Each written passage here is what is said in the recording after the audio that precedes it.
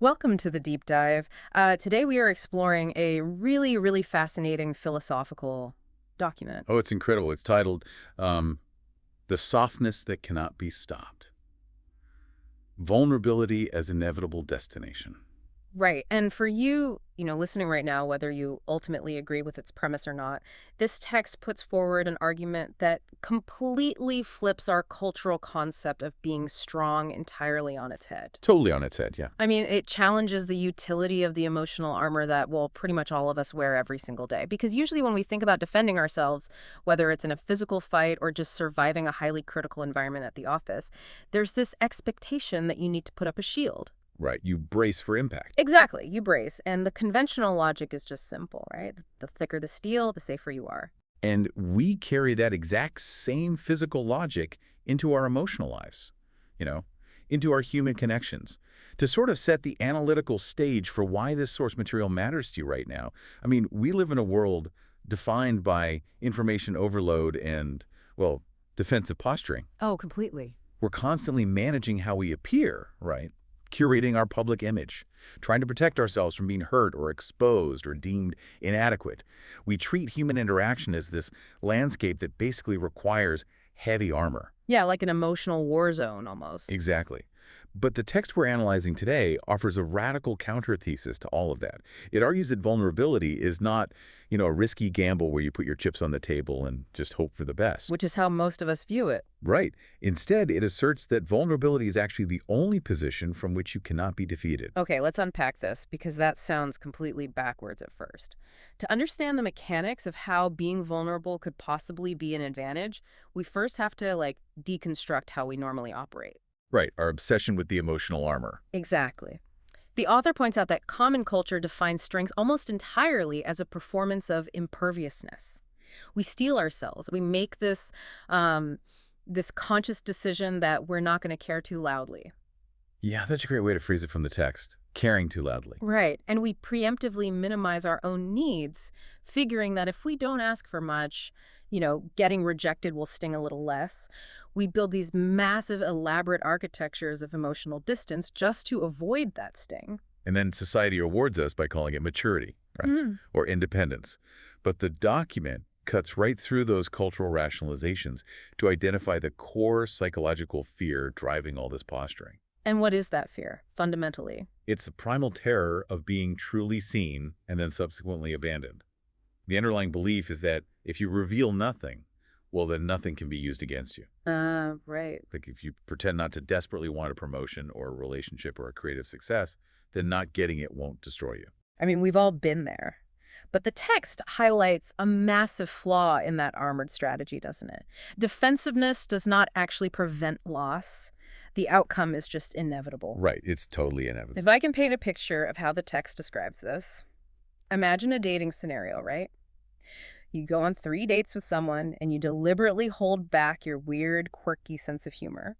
You act slightly aloof because you want to seem chill and unbothered. The classic cool girl or cool guy routine. Exactly.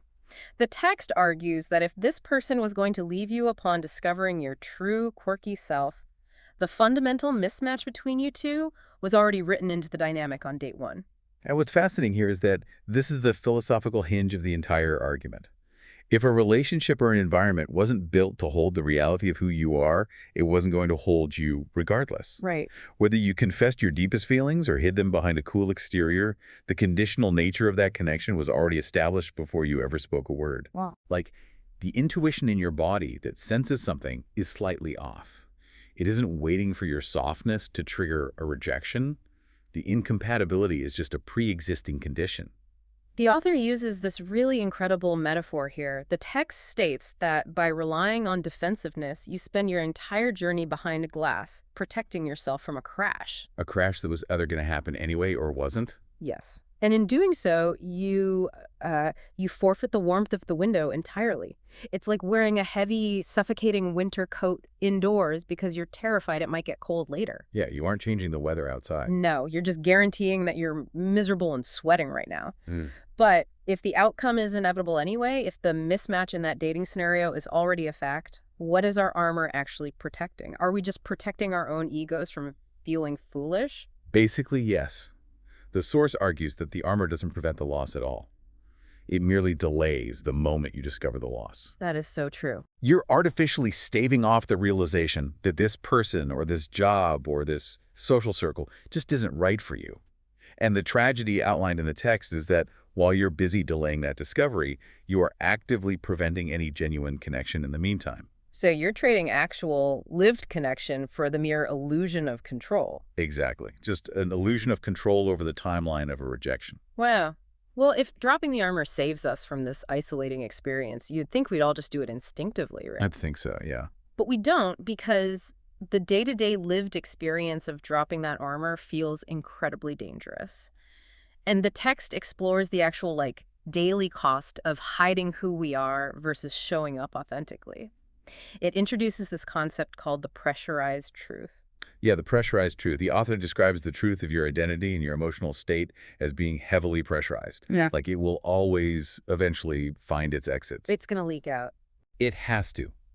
You cannot permanently compress a rich, tender, expansive inner world into a rigid shape that just reads to the outside world as cool, casual, or unbothered. I mean, that sounds exhausting just talking about it. It is.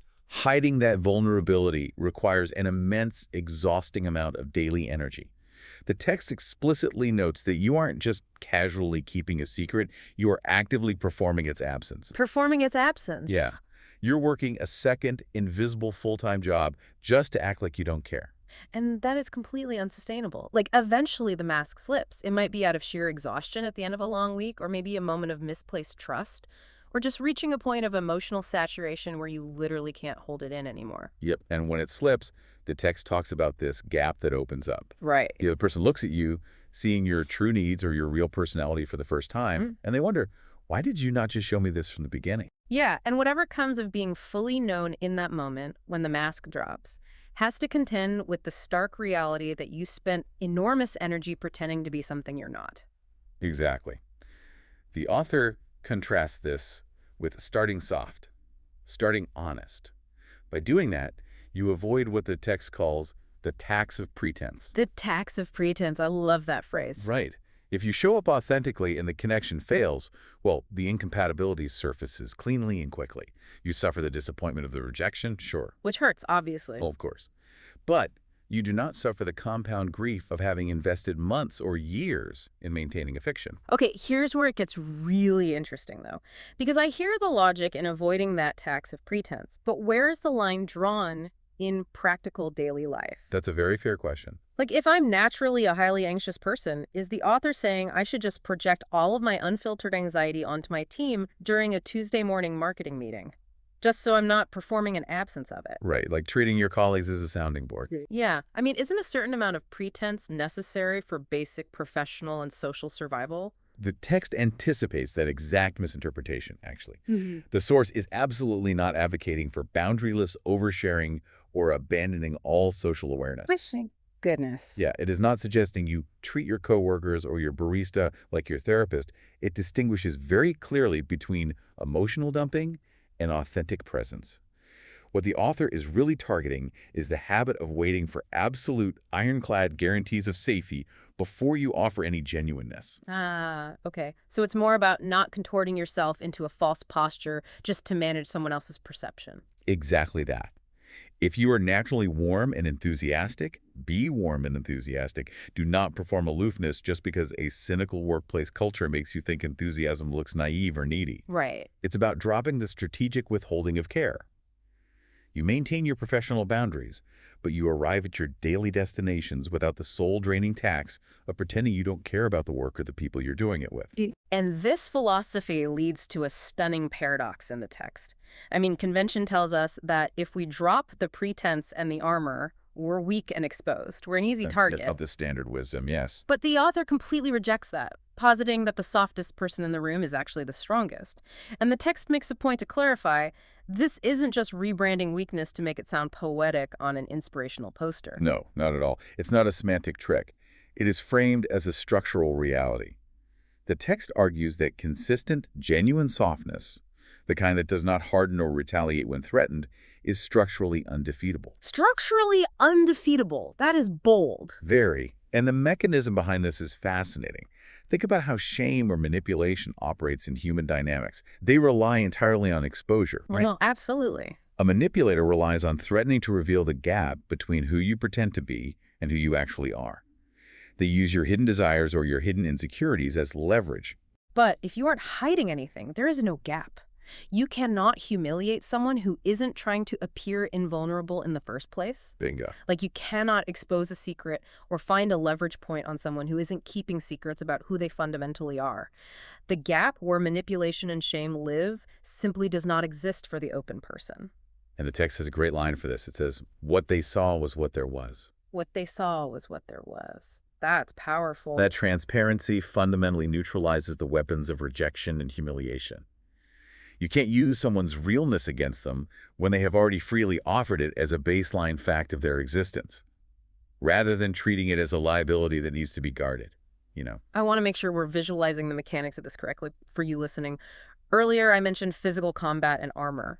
If we apply the text's logic, it's like a completely different style of martial arts. Oh, I like this. Yeah, like instead of being a massive brick wall that shatters when a boulder hits it, you are like water or empty space. The boulder is thrown at you, it makes a massive splash, and it displaces you. You absolutely feel the impact of the boulder, but you immediately flow back together. You aren't permanently broken because there was nothing rigid to shatter. That analogy aligns perfectly with the author's point about emotional resilience. The text makes it explicitly clear that the soft person still feels deep hurt. Right, they aren't robots. Exactly. Yeah. They're not numb or detached. The rejection or the failure will hurt them profoundly because they are allowing themselves to feel everything. But despite feeling the pain, they remain emotionally inviolable.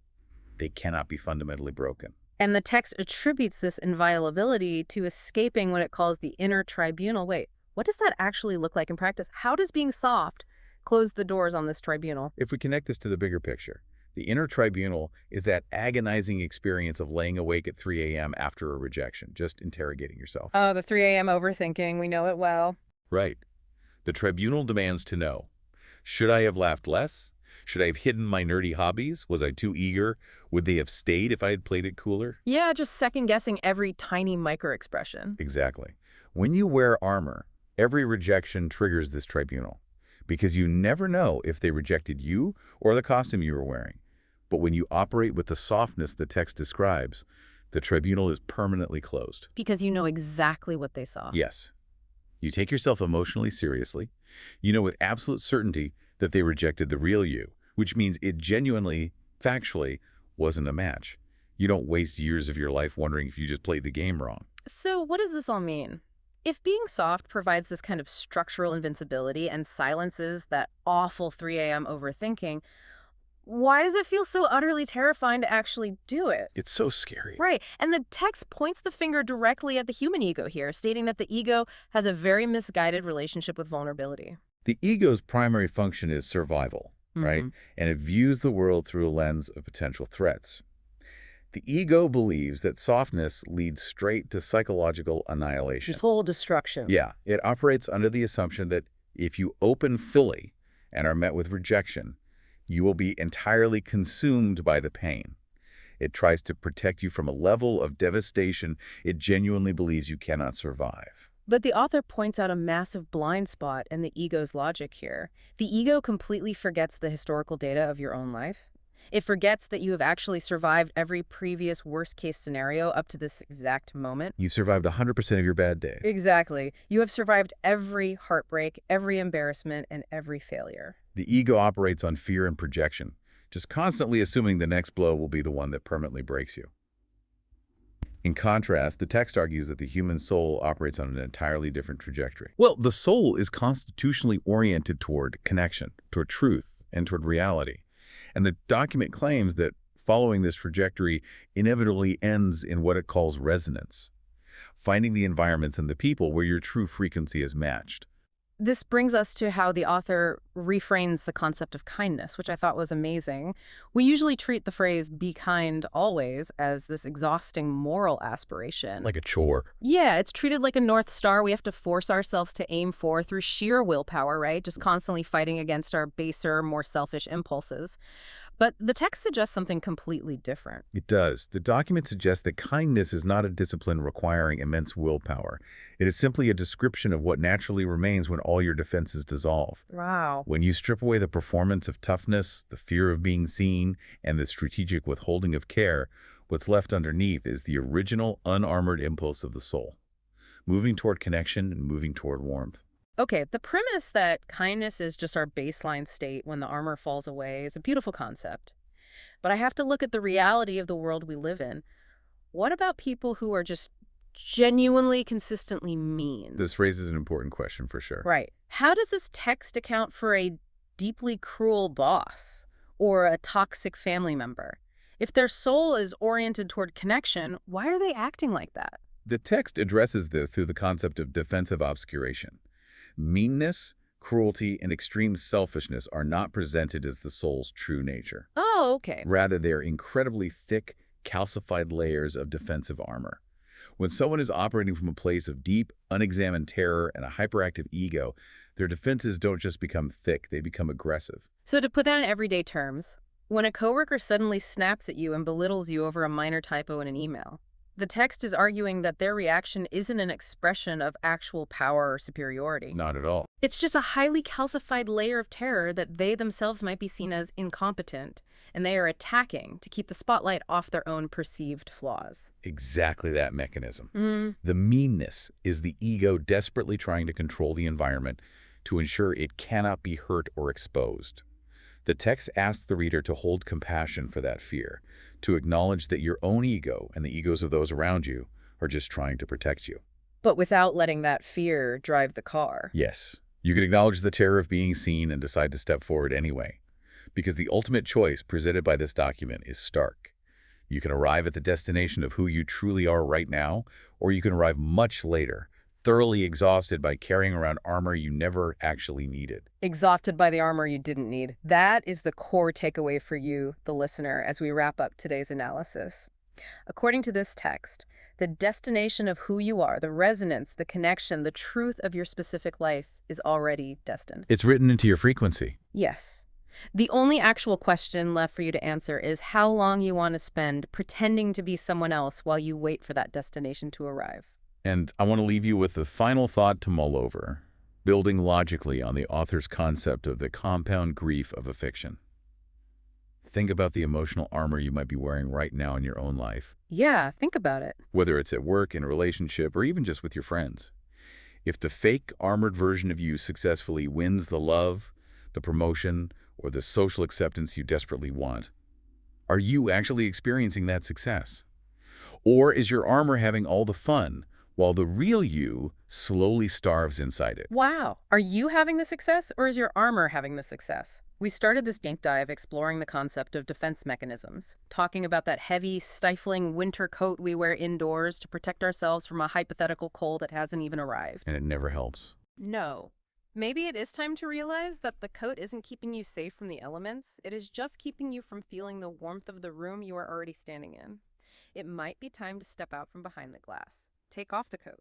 Because according to the text, the softness cannot be stopped. We hope you have a great day living a little softer and a little stronger. Thanks for joining us.